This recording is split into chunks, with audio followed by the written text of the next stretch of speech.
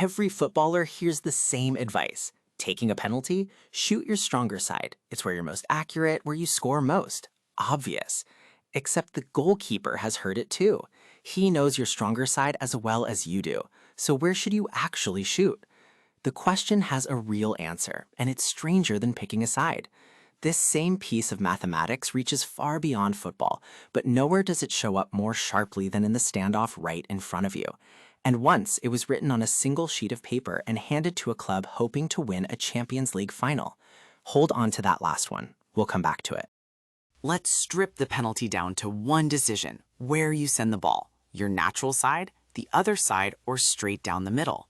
The keeper faces the same three options: dive one way, dive the other, or hold the center. Now suppose you always go to your stronger side. At first, it works. Then the keeper notices. He dives there more often, and the edge you had quietly disappears. So you mix it up. You go the other way sometimes, but the moment that becomes a habit, he reads that too. You think, I'll do what he won't expect, except he knows you're thinking that, and you know that he knows. On the chalkboard, every arrow chases another arrow. It's a hall of mirrors, not because of tricks, but because every plan depends on a prediction of a prediction. Push harder and the loop just keeps going, as if the question itself has no stable answer. For a moment, ignore the center. Just two choices, your natural side or the other side. Suppose your natural side is the stronger one. When the keeper guesses wrong, it's nearly a certain goal, and even when he guesses right, you still have a fair chance. The other side is weaker on both counts. If you only ever used your stronger side, the keeper would dive that way every time, and your numbers would collapse, so you can't only use it. But how often should you? Look at it from the keeper's side. Favor your natural side too heavily, and his best response is to dive there, which punishes you. Favor the other side, and he meets you there instead. Somewhere between is a frequency where he genuinely can't tell which way to commit, where diving one way is no better than the other. And here's the strange part. At that frequency, your success rate on your natural side and on the other side come out identical. They have to. If one were higher, you'd use it more. The keeper would shift to meet you, and the advantage would slide back to level. The weakness in your weaker side hasn't gone anywhere. It's been folded into how often you use it. Now bring the center back. The logic doesn't change. There are 3 options instead of 2, and 3 frequencies to tune. You adjust them until the keeper can't profitably favor left, right, or staying central. Any lean he takes can be punished. That balancing point is what the Hall of Mirrors was hiding. Not a side to shoot, a set of odds to shoot by. We've just reasoned our way to a strange answer. The best penalty isn't a choice, it's a set of odds. That idea has a name. A strategy that isn't a single move but a spread of probabilities, a roll of weighted dice, is a mixed strategy. And the balancing point, where neither you nor the keeper can do any better by changing your odds, is a mixed strategy equilibrium. The name usually attached to it is John Nash, but the deeper guarantee came earlier from John von Neumann in 1928. His minimax theorem proved that in a strictly competitive contest like this, where what helps you hurts your opponent, such a balancing point always exists. So what's the perfect penalty does have an answer. It just isn't the one anyone expected. The perfect penalty isn't a penalty at all. It's a probability. And not one probability for everyone, your own mix set by your strengths in the keeper facing you.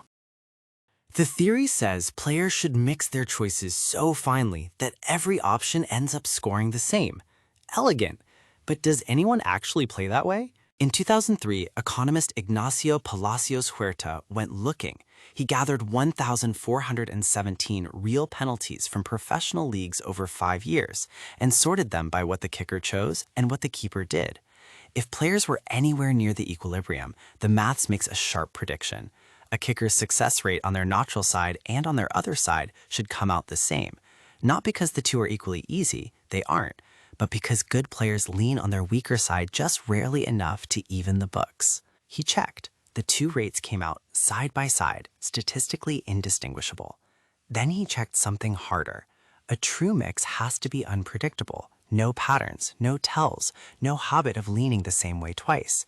The sequences came back essentially random, nothing there to exploit. One dataset, one era, it could have been a fluke. So years later, it was run again on 12,399 penalties from modern match data, nearly 9 times the sample. The result held. None of these players sat down and solved von Neumann's theorem. Most have never heard of it. They reached the equilibrium the slow way. Thousands of kicks, thousands of saves, a whole career of being punished for every pattern until the patterns wore away. The maths didn't tell them what to do. It just described with uncomfortable precision what they'd already become. There's one loose thread. We balanced 2 of the 3 choices, but what about straight down the middle? Here's the odd part. Shooting down the center works a little too well. In a clean balance, no option should beat the others, so something's off. It isn't the kicker, it's the keeper. Goalkeepers almost never just stand still. On penalties, they dive left or right nearly every time, even though, given how penalties are actually struck, holding the center would save more. Why do they abandon it? Not maths, feeling. A goal conceded mid-dive looks like effort. A goal conceded while standing still looks like you froze. Cameras, crowds, and coaches all read it that way. So keepers jump, and the one place that needs no jump is left slightly open.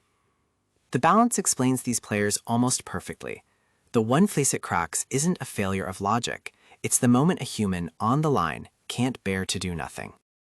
Moscow 2008, the Champions League final, Manchester United against Chelsea. It goes to penalties. Chelsea had been handed exactly this kind of analysis from the same economist whose data we've been following. One finding stood out. United's keeper, Van der Sar, had a tendency worth exploiting. The instruction was simple.